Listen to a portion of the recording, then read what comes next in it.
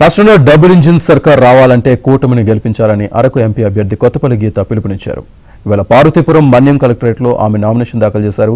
ఈ సందర్భంగా పార్వతీపురం పాత బస్టాండ్ నుంచి కలెక్టరేట్ వరకు రోడ్ షో నిర్వహించారు. ఈ కార్యక్రమంలో కేంద్ర మంత్రి ఫగన్ సింగ్ ముఖ్య అతిథిగా పాల్గొన్నారు.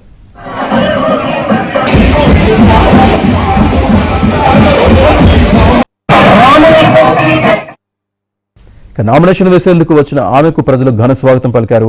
మన్యంలో కూటమి జెండాలు రెపరెపలాడాయి. కేంద్రంలో మోడీని గెలిపించాలని కేంద్ర మంత్రి ఫగన్ సింగ్ కోరారు. అలాగే గిరిజన బిడ్డ అయిన గీతను గెలిపించుకుంటే ఈ ప్రాంత అభివృద్ధికి దోహదపడతారని అన్నారు. రాష్ట్రంలో రాక్షస పాలన అంతమొందించాలంటే కూటమి అభ్యర్థులకు ఓటు వేయాలని గీత కోరారు.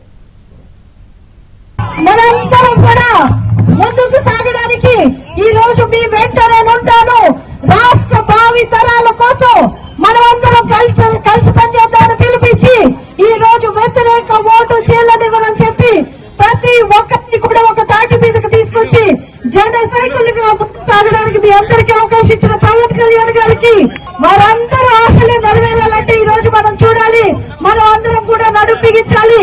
ఈ దుర్మార్గపు ప్రభుత్వం మీద మనం అందరం కూడా ముందుకు కదిలి అందరూ చేతులు వేళ్ళని కలిస్తే బలం అవుతుంది. కాబట్టి పీడికెళ్ళి బిగించి మనం అందరం కూడా ముందుకు సాగడానికి నరేంద్ర మోదీ గారి అభివృద్ధి ఆంధ్రప్రదేశ్ కి రావాలంటే డబుల్ ఇంజన్ సర్కార్ రావాలంటే మనం అందరం కలిసి మన అమూల్యమైన ఓటును ఎంపీగా కమలం గుర్తుకు వేసి నన్ను గెలిపిస్తారని కోరి ప్రార్థిస్తున్నాను.